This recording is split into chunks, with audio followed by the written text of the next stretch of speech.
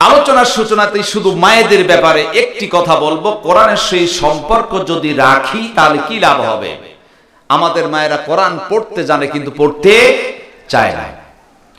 মাদেরকে বলবো, মা তোমাদের মতো একজন মেয়ে, তিনি ছিলেন হিন্দু, বেধর্মী ছিল। এই বেধর্মী মেয়েটি আল্লাহর কালাম কোরআন শোনার পর তার হৃদয়তে গলে গেল। তিনি ভাবলেন, আমি যদি মুসলমান হতাম, এই কোরআনটা পড়তাম, কি না মজা হতো। সুবহানাল্লাহ। তিনি স্থির করলেন ইসলাম কবুল করবেন। স্থানীয় ইমাম সাহেবের কাছে তিনি কালেমা পড়ে মুসলমান হয়ে গেলেন। সুবহানাল্লাহ। এখন মুসলমান যেহেতু হয়ে গেছে, ওর তো বাড়িতে আর কোনো স্থান নাই। বাড়ি থেকে বের হয়ে হাঁটছেন, সকালবেলা ইসলাম কবুল করেছেন। একটা গ্রামের মধ্যে হাঁটতে হাঁটতে একটা বাড়ির সামনে দাঁড়ায় ডেকে বলছো, বাড়ির লোক তোমরা কেউ আসো নাকি? বাড়ির মধ্যে থেকে একজন যুবতী মেয়ে বের হয়ে এলো, ডেকে বললেন, আপনি কে? বাড়িতে তো লোক আছি, ডাকার কারণ কি? ডেকে বলেন, আমাকে তো তুমি চেনো না, আমি একজন হিন্দু ছিলাম, ইসলাম কবুল করেছি, আমি তো একজন নবমুসলিম মহিলা, আমি এসেছি তোমার বাড়িতে আল্লাহর কালাম মহা পবিত্র কোরআনুল কারীম আছে নাকি? ওই মুসলিম মহিলা যুবতী ডেকে বলছেন, আমরা মুসলমান, কেন আমাদের ঘরে কোরআন থাকবে না? অবশ্যই কোরআন আছে। যখন কথা বললেন, নবমুসলিম ডেকে বললেন, তাই যদি হয় একটা কোরআন কি তুমি আমাকে দিতে পারবা নাকি? যুবতী ডেকে বলল, অবশ্যই পারবো। ঘরের মধ্য থেকে কোরআন আনলেন, নবমুসলিম মহিলার হাতে দিলেন। নবমুসলিম আল্লাহর কালাম কোরআনকে পাইয়া চুমো খাইলেন, বুকে আর কপালে লাগাইয়া ডাকতে বলতেন, শোনো, তোমাদের উপাসনালয় মসজিদে গিয়ে কি নামাজ আদায় করার জন্য আমার অনুমতি হবে নাকি? লোকেরা বলল, হ্যাঁ, ইচ্ছা করলে মসজিদের বারান্দায় গিয়ে তুমি তো নামাজ আদায় করতে পারবা। অসংখ্য মানুষেরা সাক্ষী দিল, এই নবমুসলিম মহিলা তিনি কোরআনুল কারীমকে বুকে জড়িয়ে ধরে দৌড় দিয়া মসজিদের বারান্দায় দাঁড়াইয়া কোরআন পড়তে জানে না। কোরআনুল কারীম খুলে এর কালো রেখার সহিত শাহাদাত আঙ্গুলিটা ঘষা দিলেন, আর আকাশের দিকে শাহাদাত আঙ্গুলি ইশারা করে একটা আওয়াজ দিয়ে বললেন, আল্লাহ। সকলে বলেন, আল্লাহ। আল্লাহ, এইটা তোমার কালাম আর আমি তোমার গোলাম, আমি তো কোরআন পড়তে জানি না। লোকেরা বলল, শুধু 3 বার নবমুসলিম এই কথা বললেন। বলার পর বারান্দায় থরথর করে কাঁপতে শুরু করলেন। অল্প সময়ের মধ্যে নবমুসলিম মহিলা তিনি ঢলে পড়লেন। লোকেরা আসলো, দেখলেন তার মুখ দিয়ে গ্যাসদা বের হচ্ছে। অল্প সময়ের মধ্যে মহিলাটি ইন্তেকাল করলেন। ইন্না লিল্লাহি ওয়া ইন্না ইলাইহি রাজিউন। নবমুসলিম মহিলা তিনি ইন্তেকাল করেছে, আর বেঁচে নাই। মুহূর্তের মধ্যে সংবাদ ছড়িয়ে গেল। ইমাম সাহেব সংবাদ পেলেন, গোসলের ব্যবস্থা হলো, কাফনের কাপড় পরালেন।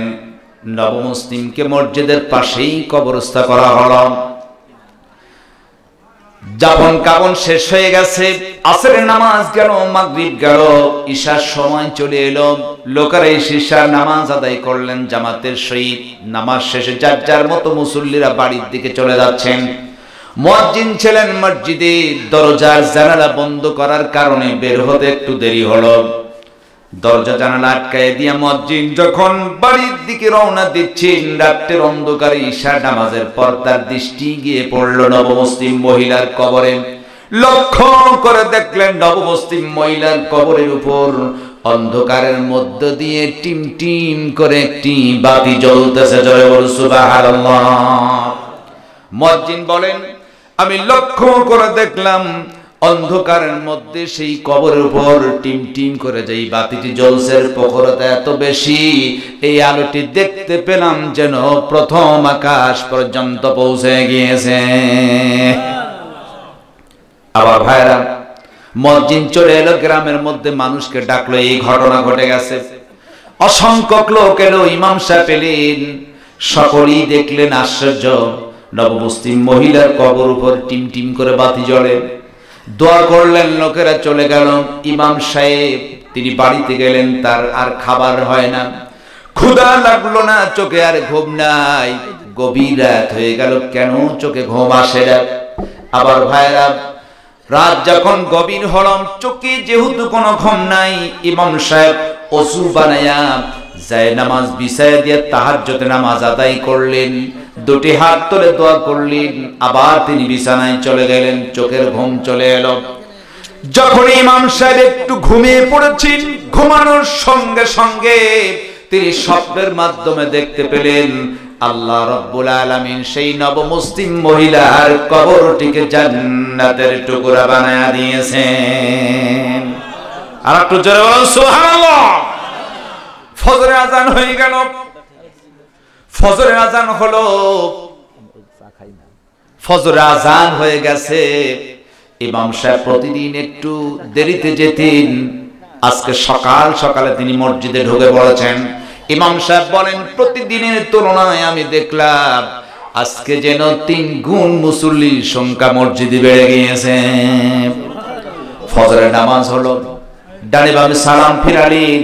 নামাজ শেষে ইমাম সাহেব ডেকে বলছেন, মুসল্লি ভাইরা, গত রাত্রিতে যেই নবমুসলিম মহিলার কবরে টিম টিম করে বাতি জ্বলতেছিল, আমি তো রাত্রি ঘুমিয়ে পড়লাম, স্বপ্নের মাধ্যমে দেখতে পেলাম আল্লাহ আমারে দেখিয়ে দিলেন সেই নবমুসলিম মহিলার কবরটিকে আল্লাহ জান্নাতের টুকরা বানায়া দিয়েছেন। মাদেরকে বলবো, মা, নবমুসলিম মহিলা ইসলাম কবুল করেছে, কোরআন পড়তে জানে না, শুধুমাত্র চুমা খাইলো আর বুকে লাগাইলো। কপালে লাগানোর কারণে যদি আল্লাহ এত সম্মান বাড়িয়ে দিয়ে নবমুসলিম মহিলার কবরটিকে যদি জান্নাতের টুকরা বানিয়ে দিতে পারে, গো বাপ, তোমরা কোরআন পড়তে জানো, আবার বিশ্বাস কোরআন যদি পড়ো তদ অনুযায়ী চলো, তোমাদের কবরটিকেও আল্লাহ জান্নাতের টুকরা বানায়া দিবেন। সুবহানাল্লাহ বলেন। আল্লাহ পারে কি পারে না? পারে না? অবশ্যই পারে। এজন্য মাদেরকে বলবো, আপনারা টেলিভিশন ছেড়ে দিয়ে কোরআনের সাথে সম্পর্ক রাখুন। আল্লাহ পাক তৌফিক দিন সকলে, আমিন।